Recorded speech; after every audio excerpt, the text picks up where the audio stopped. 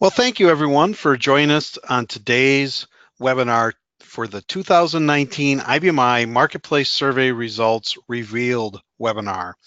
It's exciting to be here with you. I have a great set of guests for us to share their expertise around the IBM Marketplace. Before we get started, just a few logistics on GoToWebinar. As I said, we're recording this session.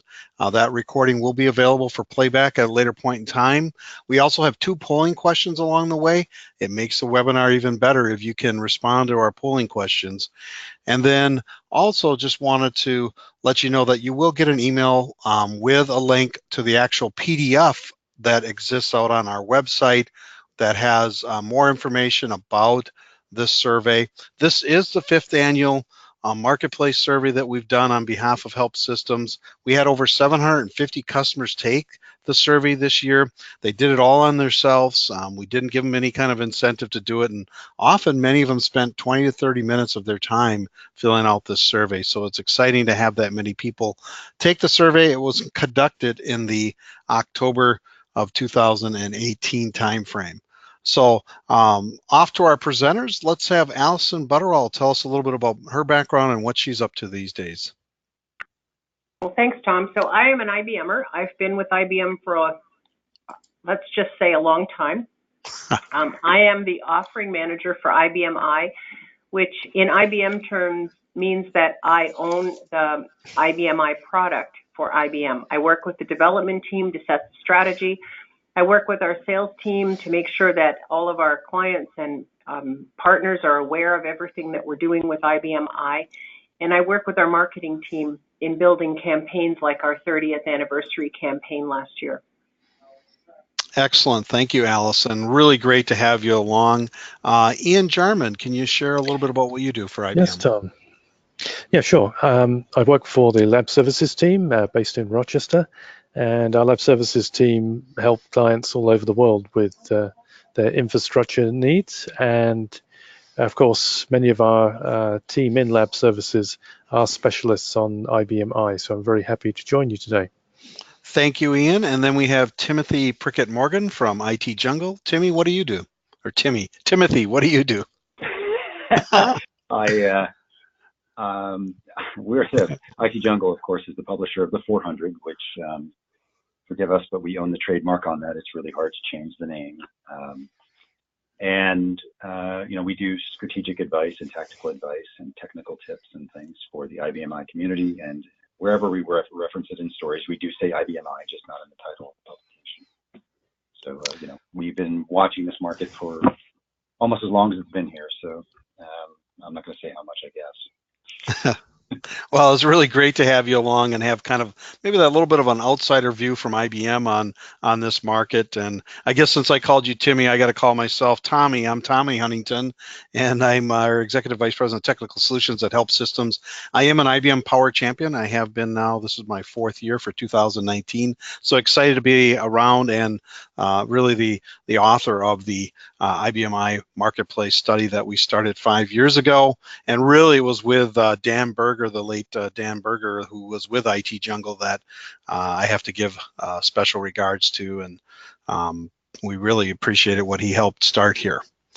So the first thing we have for you is a polling question. We want to know about your experience with this platform and how long you've been working with it. So I'm going to open up the polling question. Did you start out on System 36, 38, AS400, I series, or more current on the IBM I platform itself? Again, we want to thank you for joining us. We'll leave this polling question open for just a few moments. Remind you, this session is being recorded. This is our 5th year of doing this study. If you do want past copies or past information, the nice thing now is that we've actually updated the charts and compare multiple years, which is really fun to see the trends that are happening around this market. So just a few more seconds here on this polling question. How much experience do you have with the IBM I technology? You know, it's kind of fun. Alison talked about the 30th anniversary, and really this effort of trying to realize or get customers to realize that IBMI is IBMI. It's not an AS400, and there's many different reasons why that is. If you are looking for those reasons, I did a webinar not too long ago with Steve Will. Just go out to our website and take a look at that, and that webinar will explain all the different reasons why we think IBMI is not an AS400. All right, well, thank you for taking this polling question.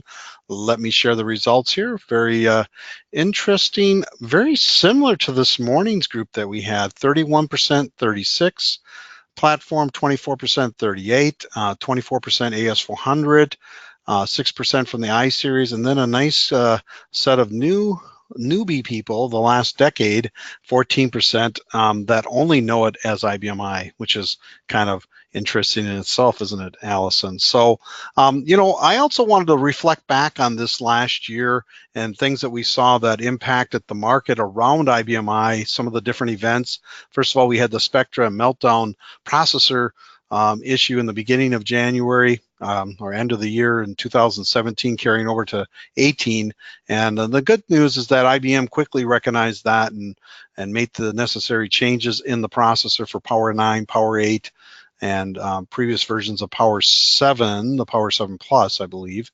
And then, the other thing we saw is February was the announcement of the scale-out server Power 9, and then the actual shipping of Power 9 scale-out for IBMI, AIX, Linux, and that was the 914, the 924s, and then the AC 922s came out obviously the December before that.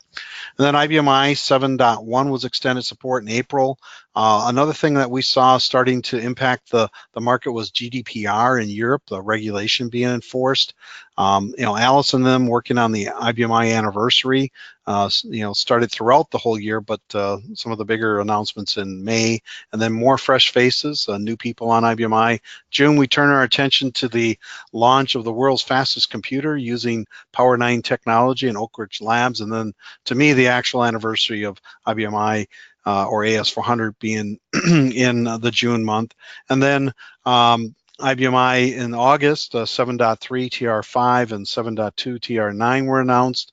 The scale-up servers in September, the Power 9 980 starts to ship. And of course, TechU and Common and those things going on throughout the year, but just making special note on the education that's available. Alison, anything to add to this slide? Not really to add. You mentioned it a little bit. I would say that the 30th anniversary has been incredibly successful and very busy for our IBMI team. It's we have gone and visited multiple user groups. We have done IBM events, but we have done a number of new events in countries such as Italy, as well as in France, in Sri Lanka, and we have really supported the 30th anniversary around the world. And this has driven so many events, as you say, just the enthusiasm and passion. And as we celebrated client successes through this, we have seen our whole community resonate with more passion, increased awareness of what's capable on IBMI. So it's been really successful for us. Excellent, thank you. And then getting into the demographics from the survey itself, we had about a 60% split between North America and the rest of the world. It was good to see other places around the globe participating. We'd still like to see that grow. We also want to make mention about the different size organizations over here on the right that took the survey. So a good diverse group of size of companies too, to help, to me, legitimize a lot of the results. Alison, what are your thoughts on the industries around IBMI? Well, I think the industries are really reflecting what our history has been and where our growth areas are. So when we first started selling AS400, IBM had a number of applications we sold with the AS400. They were specifically in the manufacturing and distribution areas, in MAPEX and DMAS, if you remember those back from the early days. So that really reflects the trend we have here in manufacturing and distribution. It's just a carry forward of our traditional marketplace. Now, those are growing, certainly, but where we've seen tremendous growth is in the banking and finance and in retail organizations. We believe that some of that has to do with the resiliency, of course, availability, and security of IBMI on a power server. And so we're seeing tremendous growth in those areas, and growth also in our historical areas of manufacturing and distribution. Excellent. Thank you, Alison. Tim, any additional thoughts on industries? Yeah, if you compare this to the data you might have gotten in the early 90s or late 80s, it's a much more diverse set of industries. It was really bunched up with manufacturing and distribution. For instance, the data I have lumps together banking, finance, and insurance as one. It's a much lower proportion than it is now. So I'm encouraged by the fact that it's more diverse. And I think it might also, thinking about this, there might be a reflection of the fact that there might be fewer manufacturers, in the market in general. So I think it reflects the economy. So I think that's healthy. If it didn't do that, like if this was all bunched up in manufacturing and distribution today, and the economy wasn't, that would be a cause for alarm, I think. Yes, thank you. Ian, what are your thoughts on the staffing question around IBMI? Yeah, well, we have to always remember in this survey that we have companies of very widely varying sizes. So this is likely to have a big spread, as we saw in the previous slides. But this is pretty much what you would expect. The majority of people have very few administrators, and many of them just have one down here that you're pointing at. And that would be consistent with the size of the small systems that many people run. And on the developer side, some people may have none if they're using packages from outside, but with the homegrown applications that many people have in RPG, and with others writing many other applications, it's encouraging to see that many of the larger organizations do have multiple developers. So this is consistent with what we've seen, I think, in the past. Thank you, Ian. Well, let's take a look in the data center here and start talking about the number of power servers and the number of partitions, and turn it back over to Alison to talk about this demographic. Well, first of all, Tom, thanks for changing the survey a little bit. In previous surveys, I know we had a group that said 1 server and then 2 to 5. So having the granularity to look at 2 servers, 3 servers, 4 to 5 is much better for us to understand the data, I think. I would say that we're seeing an increased number of companies using availability, disaster recovery kinds of products, and as a result, we have to have a separate machine for disaster recovery and to really produce a good available environment. And so I'm not surprised to see quite a large number of companies that have 2 servers. And certainly as we move into 3, 4, 5, I'm again not surprised to see that it's possibly a dev test box, a DR box, as well as a production machine. I think where I'm still a little worried is the number of customers that responded that have only 1 machine.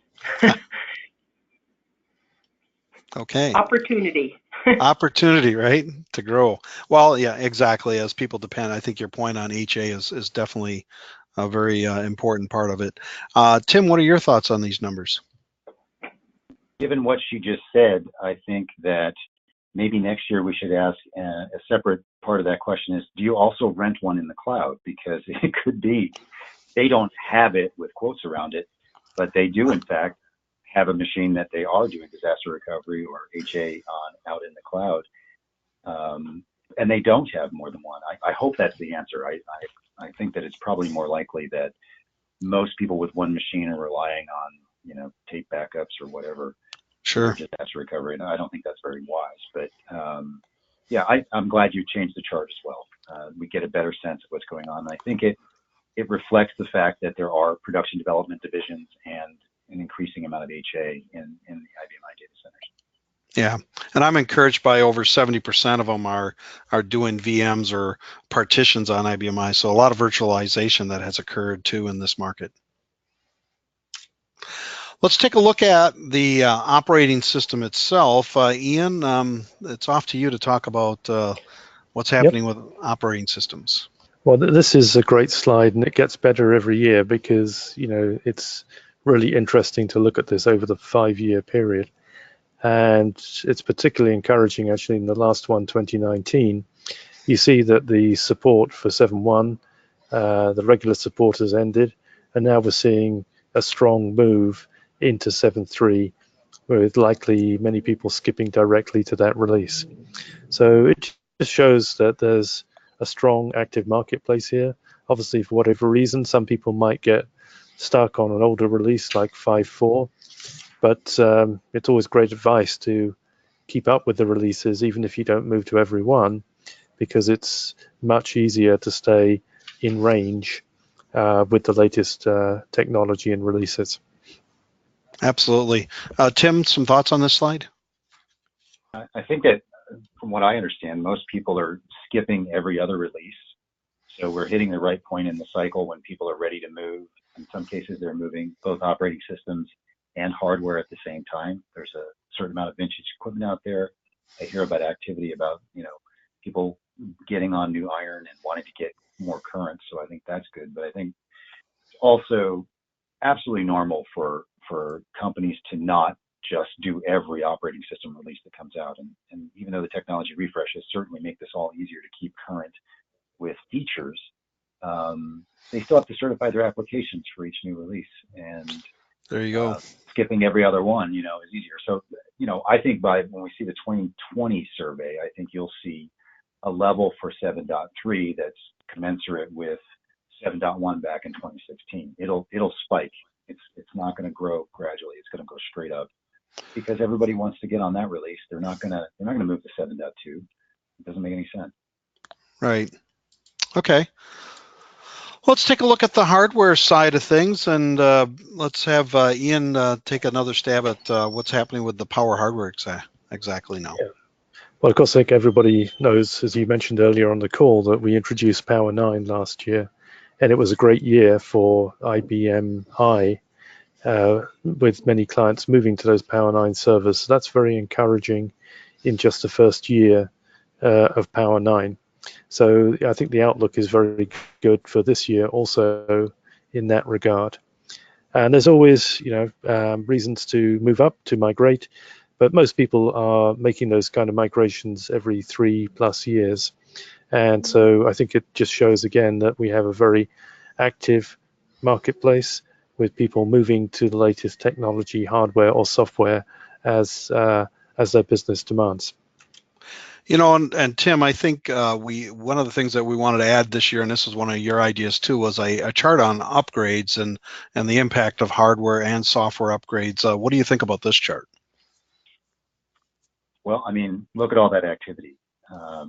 There's, more than half the base is doing something, and that's pretty remarkable. And many of them almost a third of them are all going to be upgrading hardware and software this year. So, if you go back to the prior chart, you'll see that the ramp for Power 9 is, 14% of the base as opposed to 8% with Power 8. That's a big change for the first year that these things were in the market. So something's going on, right? I think there's a confluence of factors or whatever, but everyone seems to be ready to move to new iron and move to new software and get more current. So I think this is a good thing.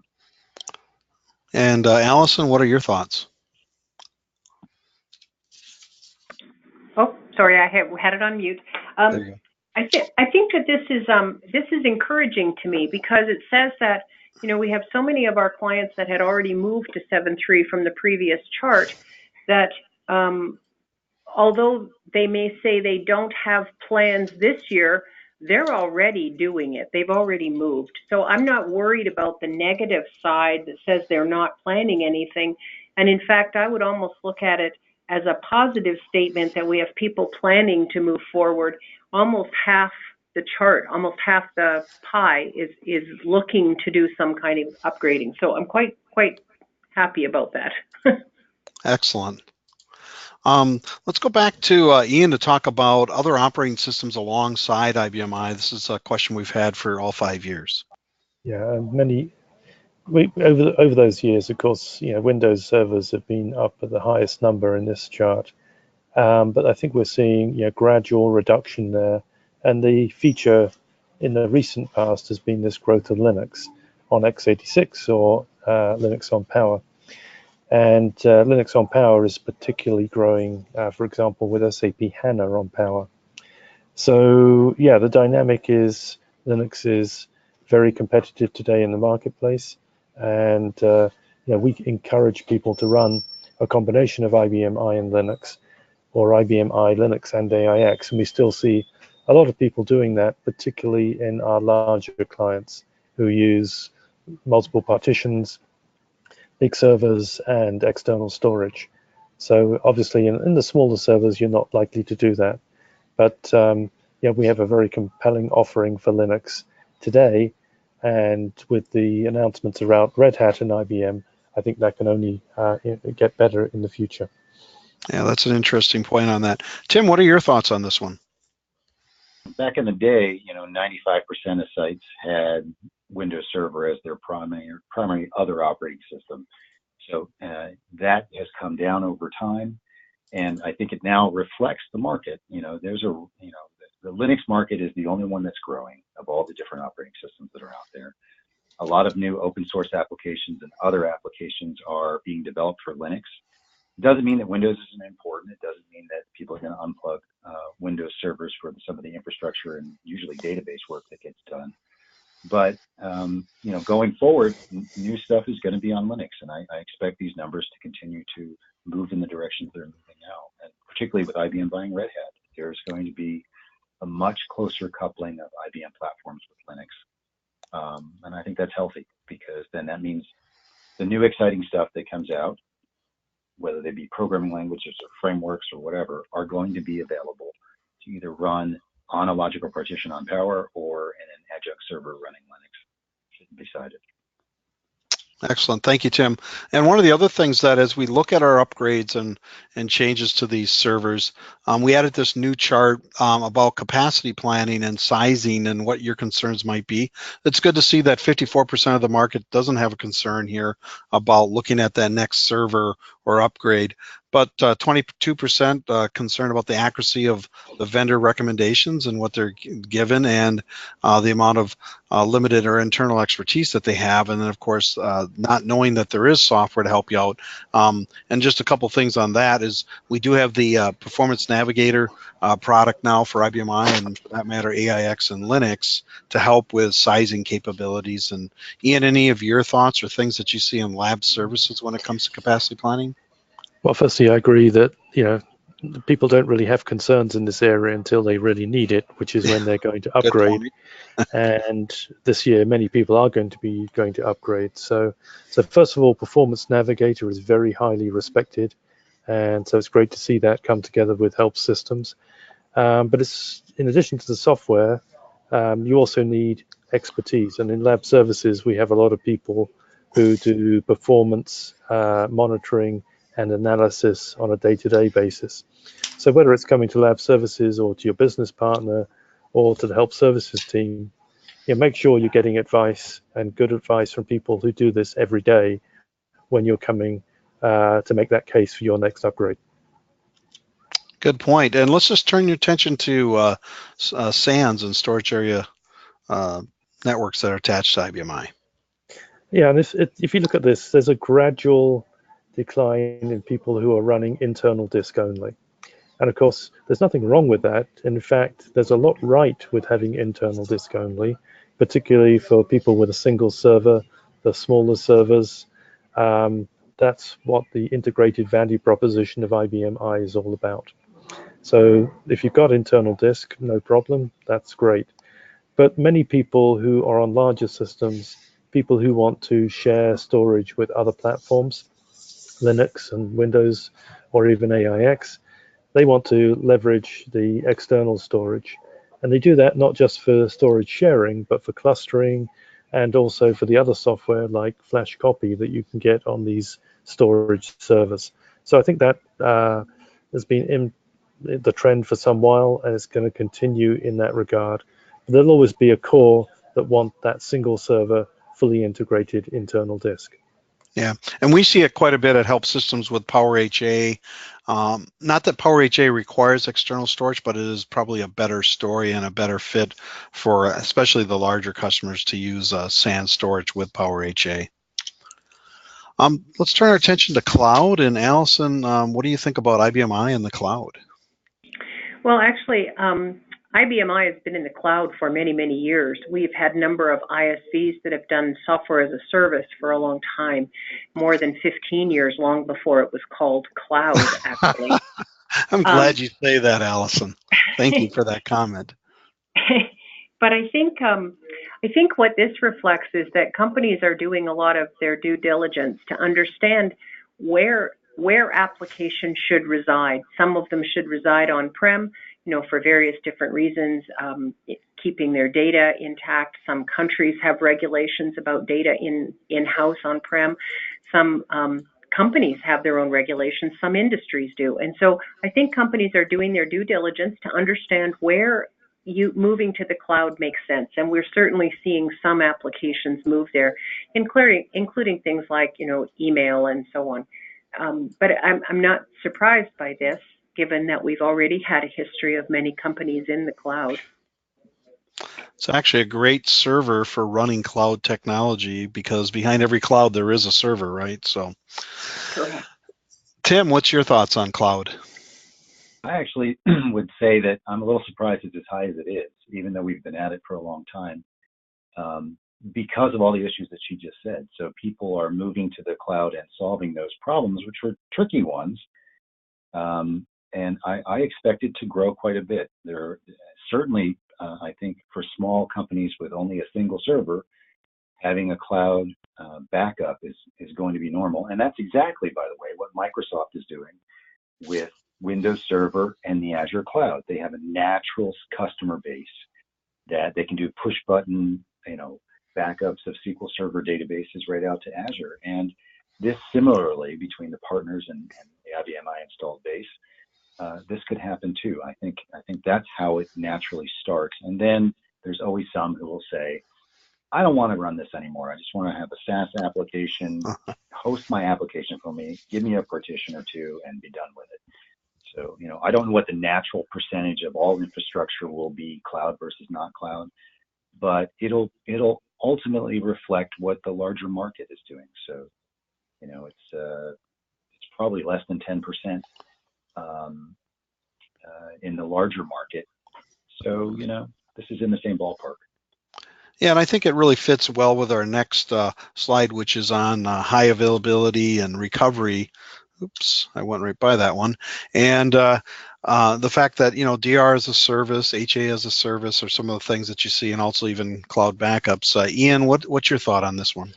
Well, there's many different things going on in this particular market. And so first of all, I think the 49% there are people that probably have their own high availability solution in place, whether that's software replication or clustering with Power HA. Mm-hmm. And in that regard, I agree, there are some people who'd like to do that in the cloud, and then some people who would like to have their own dedicated servers in an offsite location. And there are various other things that people are doing here, including obviously the recovery for a tape, which would be typical in the smaller servers. Our advice always is, whatever you're doing, make sure you're testing that backup. And trust me, I've been through, like I'm sure many of you, situations where I've had challenges personally. But always make sure that you're testing that backup. And if you're implementing a high availability solution, there's great skills out there from lab services, from business partners. It's a very active market with a lot of people who can help you implement those solutions. Very good. Thank you, Ian. That's a great point. If you don't test it, it's not a backup, or if you don't do a role swap, at least annually, it's not high availability. Let's talk about IT initiatives and top concerns, and we'll turn that over to Alison and what people have on their mind for 2019. Well, actually, what people have on their mind for 2019 appears to be the same things people have had on their mind for the last couple of years. It is. Yep. Number one has been security for many years, and of course it should be number one. I know that's what keeps CIOs and CTOs up at night, wondering about the security of their critical business data. And I think that GDPR in Europe has affected that as well. So I'm sure that will remain number one for quite some time. High availability, modernizing, and skills have always been the next three in your survey, the next three results. But I think where I'm really most interested is in the next two, which are data growth and the analytics or business intelligence piece. We're seeing tremendous growth in here. There's so much additional data, and trying to glean those gems that give you a competitive edge is really what, the growth of data and analyzing that data is all about. So those have sort of moved ahead of the reduce IT spending bucket, if you will. And I think I understand why. It's a growing trend, I would say. Thank you, Alison. Tim, any thoughts on this one? I'm comforted by the fact that reduced IT spending keeps moving to the right as we do every year's survey, and that I think is reflective of the, up until fairly recently, the health of the global economy and some of the local economies. I hope that we stabilize places that are a little disrupted right now. In general, I think I would concur with Alison. I think in the long run, data growth and analytics, they're kind of related or intimately connected, but in the long run, I think it'll jump ahead of modernizing applications as the most important thing. This kind of machine learning and analytics, statistical analytics, this stuff is the differentiating factor in some of the major businesses that are innovating in creating this machine learning platform, and it drives their business. And I think that in the long run, that will happen with every business, whether they rent that capability or buy it or use Watson or however they do it. That's going to be more important than making pretty screens on existing applications. And the skills thing will sort itself out. I mean, I don't know how that's going to play out. But, it has to, doesn't it? Yeah, well, sort of, yeah. I don't know. I don't claim to know that. But I do think that as long as the economy doesn't go into recession, things will be great. And maybe that accelerates some of these other things if it does. And we'll see how it works. Well, and commenting on the skills things, we see with our own software productivity gains when customers start using tools like the robot solution for automation or a tool like RDI for development helps augment a shortage in staff because they can do more with less people. And then in the high availability piece, we see or hear people looking for, again, easier solutions to monitor, to automate high availability and things like Power HA and other software solutions that are out there.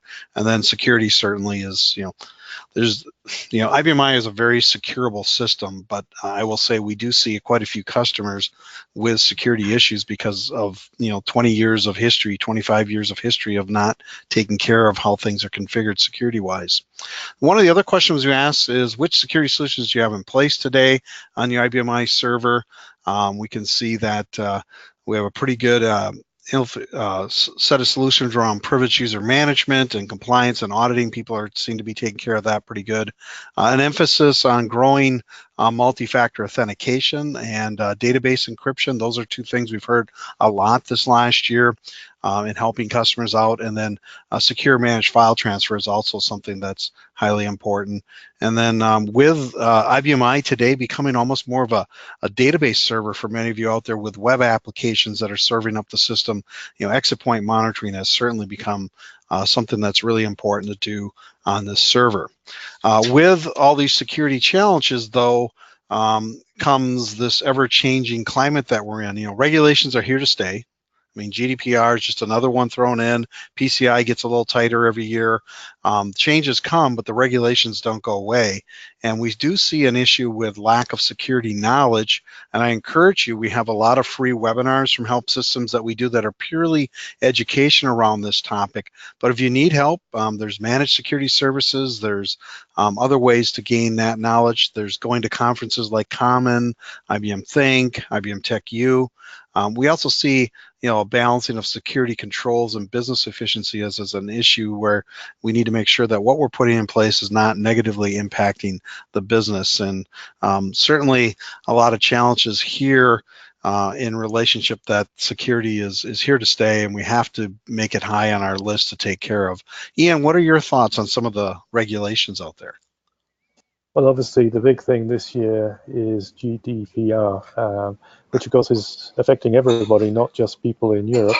Although, of course, it comes from Europe and it directly affects people who are holding data on behalf of citizens of the European Union. So I know that personally, I've been involved a lot in activities assessing our compliance with GDPR here in the US. And I'm sure you've been doing the same, and you've been receiving the emails from everybody else regarding this. So this is only going to increase, I think, because GDPR is a regulation for Europe today, but I think regulations like this are likely to come elsewhere. So really it says to get ahead of this, we should all be setting up procedures and principles based on the assumption that there's going to be more work to do in this area of privacy. So yeah, it's really becoming much more comprehensive than it was before, where people in certain industries were adhering to regulations. Now it's going to be everybody, I think. Yeah, we even seen a down on people with none to 31%, 9% decrease in that. So let's turn our attention over to the applications running on IBM I, and over to you, Tim.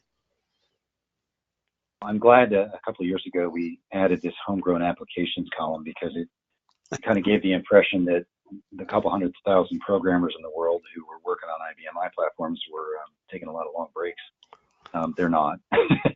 But this distribution of vendors and the split between homegrown and packaged applications, I think, is the DNA of the platform. I don't think it's changed that much in all these years. I would venture a guess that if you look at the homegrown application chart, probably half of it is stuff that they wrote themselves from scratch, and the other half is various vintages of third-party applications where the source code was long since available, that they hacked together and changed so much that it's their own code. But this strikes me as being what the base actually looks like. Just a little bit of customization went on. Just a little bit, yeah. 30 years or 40. Certainly. Alison, what are your thoughts? Well, I think the distribution of the applications actually is reflective of the industries from the previous charts that we looked at, where we talked about what industry all these respondents were in. So, of course, the Infor and Oracle applications reflect the manufacturing and distribution, and then we're starting to see increase in the number of banking applications and so on. Of course, banking is highly specialized, so while you might have an application, to Tim's point, there's a lot of customization that goes on based on country regulations and so on. So I do believe that we have a lot of applications out there. I know for a fact we have over 4,000 industry applications available for IBM I. I guess that's what's reflected in that other. And then high customization, which is reflected in a lot of homegrown. And I think people probably classified it in multiple ways. And I think, Alison, tying into that is still quite a few green screens around yet, but what are your thoughts on the applications themselves from a modern look and feel? Yeah, it's interesting. The green screens are very attractive to older people. I hear this quite often, that it's comfortable. I can do my job because I know the screen. And that's fine for people who've been doing this for a long time. But for young people coming into companies, they don't understand a green screen. They don't know what an F21 key is. It's not on the keyboard. So I do believe that for us to be successful and for companies to be successful, we need to modernize. And that's a statement across all platforms. Anything that's older than a few years, it's the same thing. We need to get an interface that our customers inside our own company are comfortable using. So I'm encouraged that only 35% of our customers still have only green screen. Yeah, and that's going to be around because there's just certain industries where it's really fast, and they use it for that reason still, I think. What about languages, Alison? Well, I mean, RPG, there's millions and millions of lines of code out there in RPG. Mm-hmm. I'm just, at some point in the future, Tom, I'd like to break that down and see RPG older style and RPG4 as well as RPG freeform, because I do think that we've seen a migration of RPG code into free format. And that's been incredibly successful, especially when we bring new skills into development shops. New young people coming out of school have knowledge in things like Python and Perl, and it's really easy for them to pick up RPG freeform. Is RPG going away? Absolutely never. I suspect that it will be around for years and years to come. It is at the core of many, many business applications. It will be there. It's just a question of getting it to the most current version so we can take advantage of all of the things RPG is capable of when it talks to other languages like Python and Perl and so on. And Tim, when we think about IBMI, we don't always think about open source, but in kind of carrying on from the previous slide, what do you think about with open source on I? I think it's got traction, and I'm grateful that it does, because it would be very dangerous to the platform had some of these things not been ported there. And we were advocating for PHP and Python and Node.js and now Git for a long time. And we're I think to a point where IBM is fairly good, and the community of developers who help kind of blaze these trails sometimes, in getting open source technologies and frameworks onto the platform in some fashion, whether it's running in a pace mode or native. And this is important to keep the platform alive. And it's to the point where I don't really have a lot that I think is missing. I could say maybe Google's Go programming language, which is behind Kubernetes and a bunch of other things, or the open source R statistical language, or MATLAB, or some other things could be useful for customers who also have IBMI. But it's covering a lot of what is needed at this point, and I think that's a very good thing. Excellent. Alison, anything else on open source and maybe the role that RDI plays in development? Well, it's certainly open source is an up and coming environment for us. We're seeing it replace a lot of other languages that formerly like Java and so on. From Rational Developer for I'm really excited that we have as many clients as we do using it. Certainly over half clients are using at least some of RDI's functions. RDI has been around for a long time in various forms, but I think the key here is that our green screen development tools, application development tool set, has been stabilized at IBMI 6.1.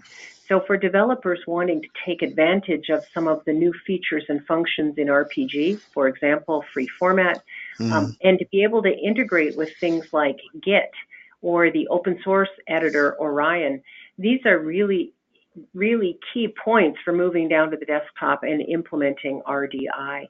So I think as we move further and further away from 6.1, we are going to see more and more uptake of RDI.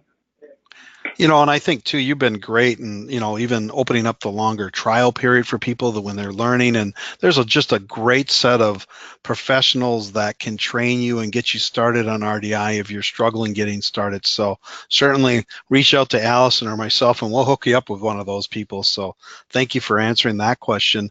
The other aspect that I do a lot with is automation, and I kind of want to tie this back a little bit to an earlier slide on staffing, where we saw that people only had 1 or 0 administrators, and a lot of that's due to 2 things. One, either they're running their footprint in the cloud, or they've been big believers in running the server unattended. And for me, it's just a mindset, and whether or not your organization can get to a point where you run IBMI unattended and even the servers alongside of it. There's definitely solutions out there, and the robot solution to help you run even Windows tasks from IBMI or Linux tasks from IBMI. We've been doing that for quite a while. Well, let's take a look at the outlook for this platform and turn it back over to Ian to talk about the percent of core business running on IBMI. Yeah, and you can see here that there's a big wedge, that 43% are running 76 to 100% of their core business applications. So that's always been the heart of the IBM I and AS400 market. And of course, I think in larger companies, it's quite obvious that they have many other things going on as well. But quite frankly, I haven't met any AS400 or IBM I client in the last 30 years whose applications that they're running on the platform aren't vital to their business. So yeah, it's still the core business platform for many people. Thank you, Ian. And Tim, let's turn our attention to the big old question is, how stable is this platform? What are people's plans for the platform? We got 5 years of history in front of, or 4 years of history in front of us. Well, that looks pretty stable, doesn't it? Same chart, isn't it? I think. Yeah, I mean, every year it's within 1% or 2 here. I think there's a little more activity, a little more increase in the footprint, a little more no change, but and a little less not sure. But yeah, I mean, this is the way it is. At any given time, there's a portion of people who need to think about moving, or another portion who have just moved, and the platform takes a while to move through. So there's a lot of pressures on it. Every time two companies merge, it has to fight for its survival. But it often wins. So, I'm not surprised by the chart at all. I think if we looked at this chart in 1998, it'd look a little different in 1999 and 2000, but we're through that time. I think this is an incredibly stable installed base at this point. There's some attrition, but it's not huge. Yeah. So Alison, let's talk maybe a little bit about maybe the two pies, the 24% that's growing and the 9% that are thinking about leaving. What are your thoughts on those two items? Well, I mean, certainly growing their commitment, I think that's absolutely wonderful. They're going to increase the footprint, perhaps put in other servers. Maybe that's some of the people that are considering putting in their HADR or a development box, as we talked about earlier. I think the 9%, it certainly reflects the number of people who responded to your survey saying that they were considering migrating to a new platform. I think for me, the focus point would be on the bottom two tiers, though, within 2 years or not sure.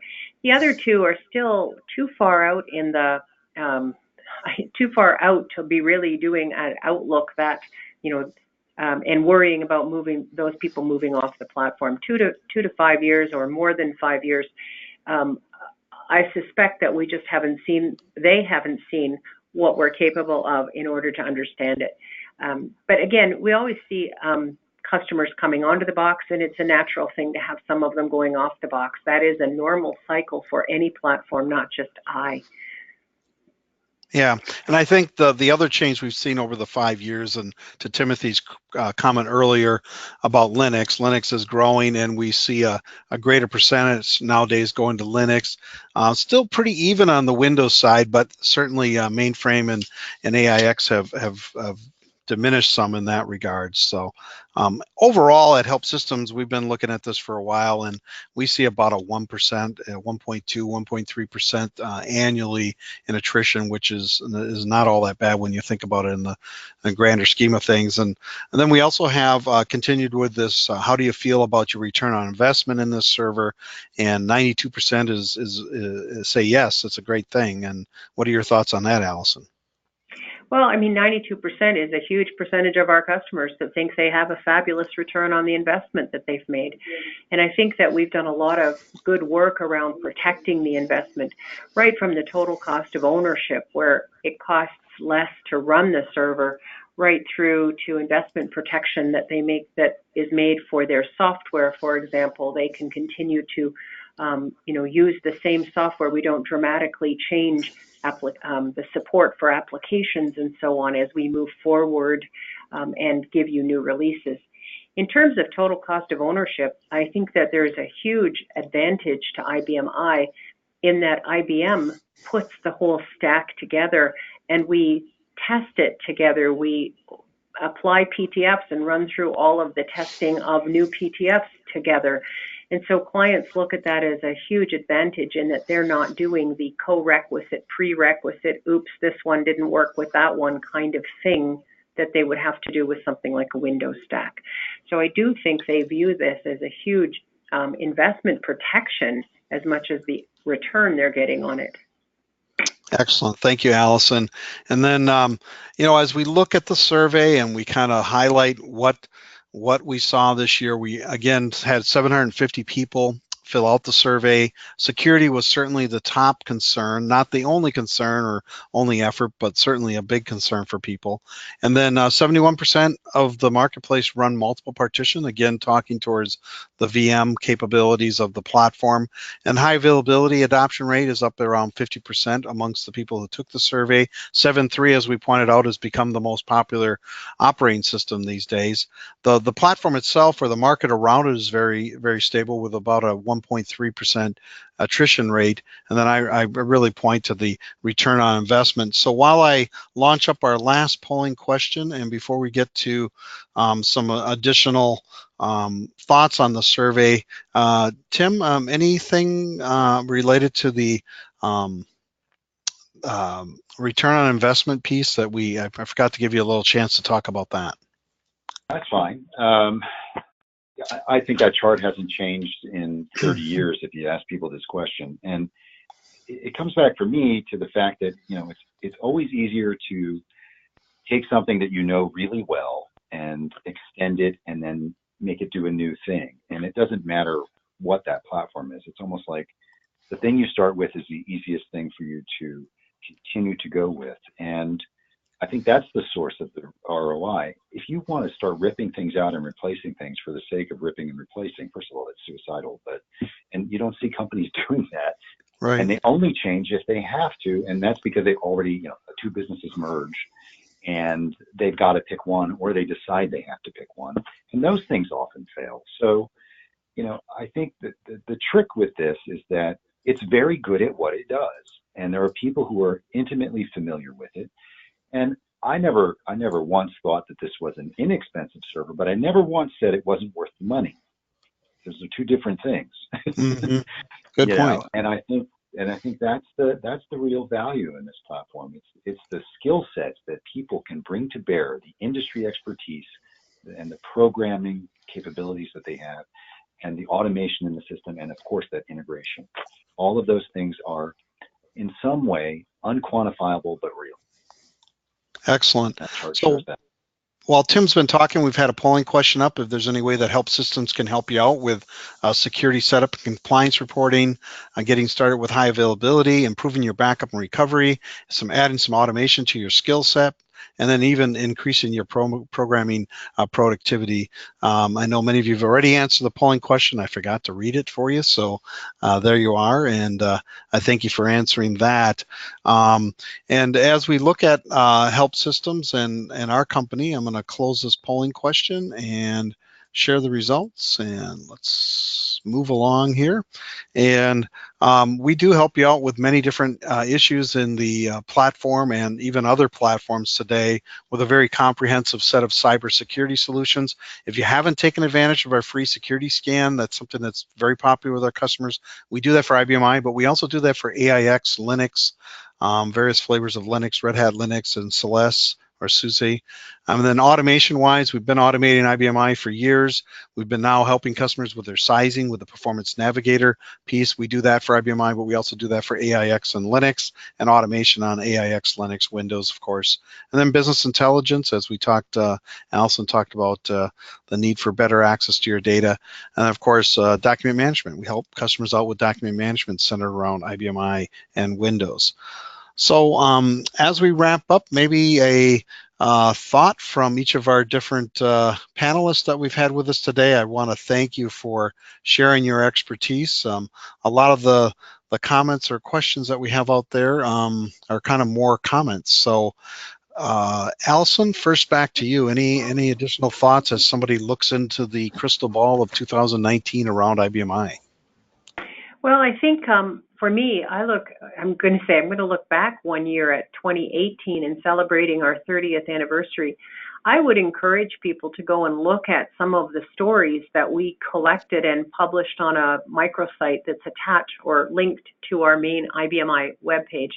And the reason I'm going to say that is we have stories of clients all over the world using IBMI in the most unusual and innovative ways, tying to robotics, tying to artificial intelligence, tying to the Internet of Things.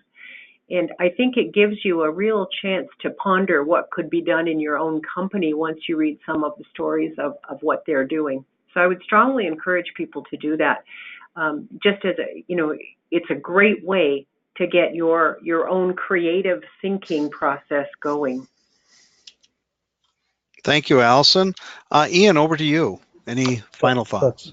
Yeah, so first of all, thanks, Tom, for sharing this survey with everybody. It's always been extremely valuable, and I think it only gets more valuable over time when we can look back at 5 years of this data and see the the annual trends. So it's a really good report. And of all the people I've shared this with and presented it to, they've all found great value in this. So I would encourage people on the webcast today to share this information with others and to talk about the trends in IBM I. And I think they'll find that a lot of people in their own companies will be interested in the senior management teams. So I think it's highly valuable. I thank you again, everybody, for joining. That's a very good point. I often forget to tell people, why do we do this? It really was for that reason, so that customers, business partners, IBM had an opportunity to share something about the market, because people always ask, is there anybody else using, I hate to say it, the AS400 or I-Series, or maybe a few would say IBM I. And so we hope that this information has helped to answer that. And I guess back to you, Tim, for our kind of closing thoughts. I love data. So I'm also grateful for the survey, and we're always happy to help try to get people to take the survey. I think it's very valuable, and it's often in the absence of data from other sources that in the past might have done a better job keeping track of this thing. So we were for many years kind of operating in a vacuum, and I feel less like that now. So I think it's good for everybody to see how stable this platform is at this point. And I think maybe this year we'll see a little growth. It was good last year, but I think we're in a position with the right kind of nudging and just generic market forces and the aging of some of this equipment that's out there. There are plenty of people that are still on Power 5 iron and some that are on Power 7 who are getting ready. There's less Power 6 stuff, oddly enough, to do something, and they're planning for their next 10 years or 5 years. And it's funny to me that you could get 10 years out of the next machine you'll buy, but a lot of these customers will do that. And I'm glad. I just hope they find multiple things to do with it and not just buy a single core or a 2-core machine. It's much more capable than that, and they could start consolidating all kinds of things that they run in their infrastructure onto this platform, and there's an opportunity to do that. Excellent. Yeah, that's really kind of the final value proposition of the platform, the fact that you can, with all the merging of AIX and Linux and IBM I onto one server, you can run all three, and now you can even put your artificial intelligence or machine learning alongside of that. So very exciting. Hats off to IBM for all those changes over the years. It all makes sense to me now. Thank you as customers. We really appreciate you joining us on today's 2019 IBM I Marketplace Survey results. Remember, you'll get an email or just simply go out to our website and type into the search IBM I Marketplace Study, and you'll get the latest version. There is a PDF out there too. Have a wonderful day. Enjoy. I can still say Happy New Year. Happy New Year to all of you for 2019. Thank you, everybody. Thanks, Tom. You're welcome. Thanks everybody. Thanks, Tom. You're welcome.